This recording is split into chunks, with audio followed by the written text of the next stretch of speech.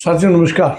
आपने सबने अखबारों में पढ़ा होगा और टीवी पे भी देखा होगा। इंडिया की जो मेन एजेंसी है नेशनल ग्रीन ट्रिब्यूनल, देश की एनवायरनमेंट की बात करती है और उसके संरक्षण की बात करती है। उन्होंने एक रिपोर्ट में कहा कि जो ग्राउंड वाटर है दिल्ली का, उसमें कम से कम 15% सैंपल्स के अंदर यूरेनियम की मात्रा ज़्यादा पाई गई है।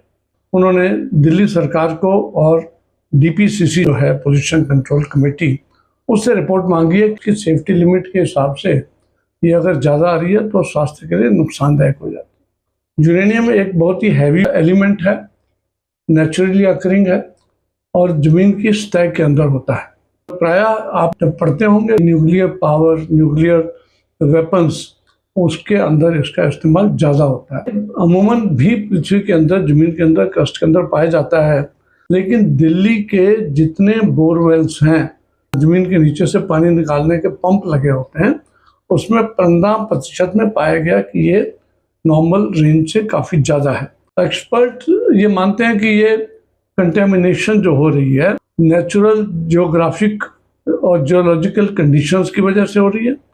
एक्सेसिव जो पानी एक्सट्रैक्ट किया जा रहा है उसकी वजह से हो रही है। जो अंडरग्राउंड एक सतह बनती चली जा रही है उसकी वजह से ये सारे के सारे दोष पानी के अंदर, दिल्ली और दिल्ली के आसपास क्षेत्रों के अंदर हैं।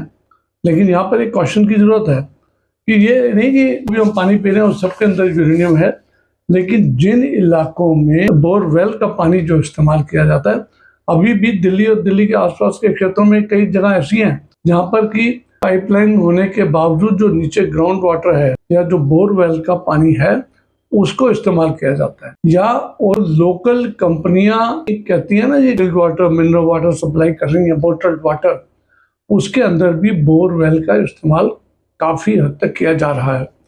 तो एनजीटी ने इसके ऊपर रिपोर्ट मांगी है। तो यहाँ पर मुझे लगता है कहीं ना कहीं हम सबको सचेत रहने की जरूरत है। यूरेनियम का अगर लंबा इस्तेमाल व्यक्ति करे, किडनी का डैमेज हो सकता है, किडनी का फंक्शन जो है वो रिड्यूस हो जाता है, हाई ब्लड प्रेशर हो सकता है, बोन्स के ऊपर फर्क पड़ सकता है, प्रोलॉन्ग्ड एक्सपोजर से कैंसर की संभावना हो सकती है।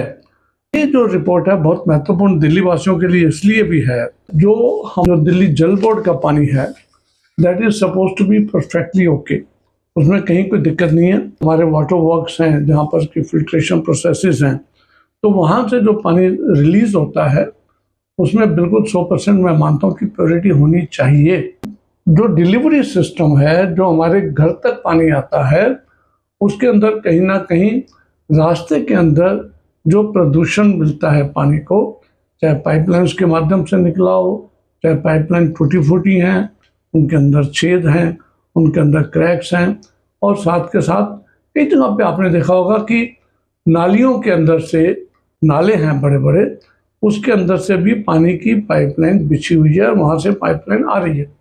और जब हम अपने घर की मोटर से उस पानी को खींचते हैं तो ऑब्वियसली उस पाइप के आसपास का जो स्लज है, जो वेस्ट है, जो गंदगी है, वो भी हमारे घरों तक आ सकती है। तो ये एक चौंका देने वाली रिपोर्ट तो है ही। तो सावधानी बरतने की जरूरत है कि केवल वही पेयजल यूज किया जाए जो सरकार हमें सप्लाई करती है, जो टेस्टेड है, सेफ सोर्स है, और ग्राउंड वाटर को अभी कम से कम हम यूज़ ना करें तो बहुत अच्छी बात होगी।